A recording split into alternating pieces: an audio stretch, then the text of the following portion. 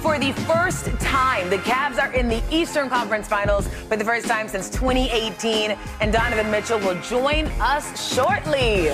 Welcome on into the lounge at Stage 11. I'm Taylor Rooks with BG, Dirk, Steve, and UD. Cleveland has done it. Did we think we'd be sitting here right now after a complete domination by the Cavaliers? Is this what we saw, UD? I had no clue what I was going to see from the Cleveland Cavaliers. I knew they were the better team on paper, but when it came down to the grit, the physicality, all the game in between the game, I didn't know if they were going to be able to pull it out. But I have to give credit. I have to give credit to them. I have to give credit to the coaching staff. They were intent. When I talked about intent, they were very intentional, getting in the paint. They got defensively, they shut down the paint for Detroit. Offensively, they got in the paint for themselves. The ball moved.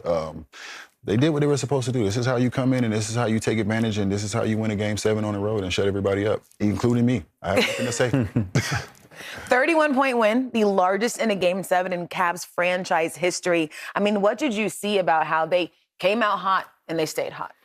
To be honest, they didn't really start the game that way. They looked like they were a little bit timid. They were trying to figure it out. And then somewhere around the 3-4 minute mark, or 3 minutes into the game, 4 minutes into the game, they finally got some offensive rebounds, the activity, the movement. I loved what I saw from the bigs because they were just constantly moving, you know, and at times we've seen that Cavs offense get a little bit stagnant, but they are at their best when there's not just ball movement. Like everybody thinks about offense and making the defense go from side to side as ball movement. It's player movement as well. They were all over the court. The guards did such a good job of breaking down Detroit's perimeter defense, getting into the lane, making passes, kicking out, making threes. They were just doing it all, and it was just movement. It was activity. And, you know, when this Cleveland team does that, they're a much, much different team.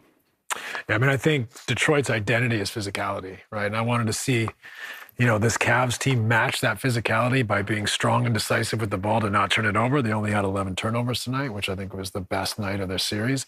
And then rebounding. They kept them to 10 offensive rebounds, so they were able to control some of the possession metrics. And I just think that message permeated throughout their team where they were like, we're going to be tougher tonight. We're going to play tougher. We didn't see that in Game 6. That's why we were up here like, what are we going to expect from this team tonight? Yeah. Tonight they came to play. They brought it.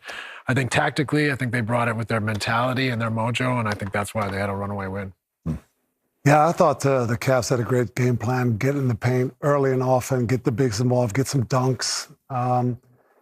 I go the other way, though. We did not see Detroit basketball tonight. They did not be aggressive. They didn't hack. They didn't turn the Cavs over like they were all series long. That means they didn't get in transition. They didn't get any fast break points. They didn't get any points in the paint.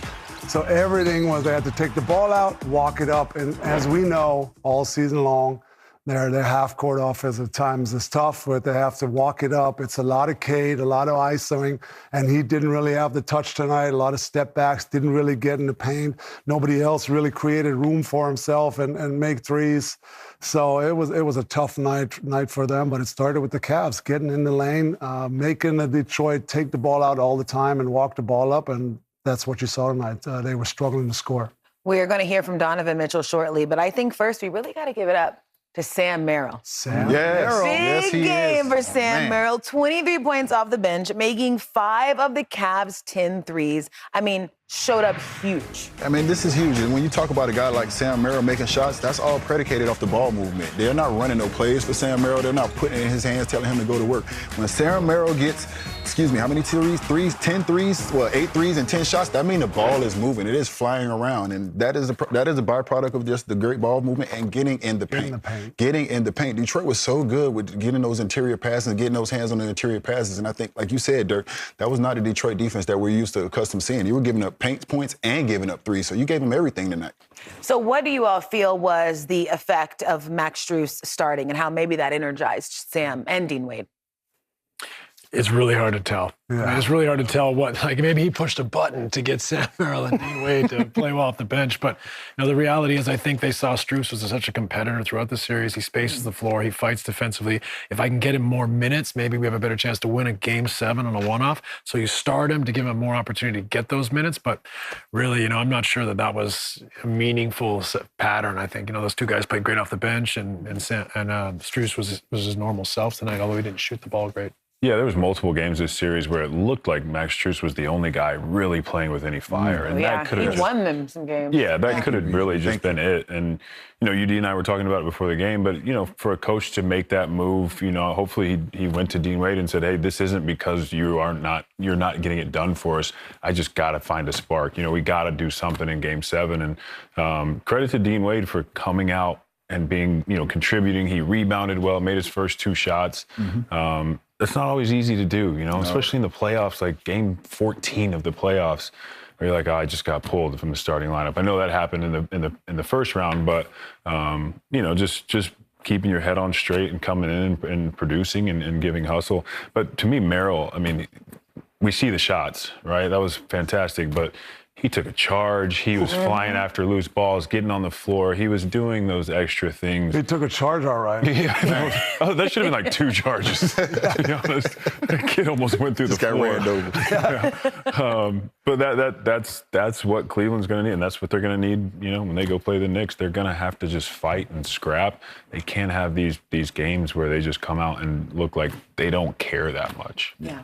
Now, Donovan Mitchell scored or assisted on 43 points for the Cavs tonight. They needed him to show up. He absolutely did. What did you see from their star, Dirk?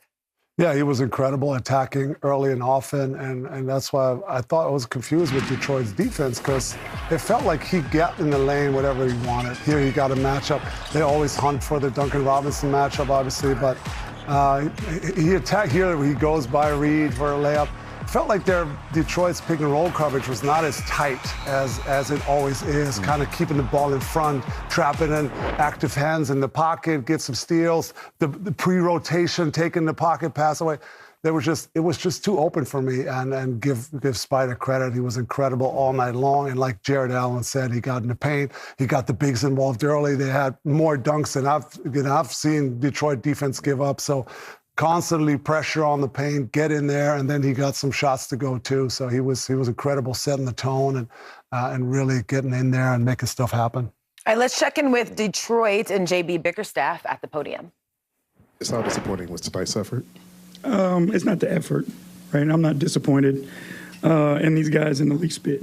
Obviously not the way we would have liked it to gone. But I'll never be disappointed in their effort. They gave us what they had. The Cavs just outplayed us tonight, and you give them credit for it. Coach, I'm along those same lines. What is your biggest takeaway about this team with everything that you guys accomplished this season? This team is awesome, and they're a special group of guys.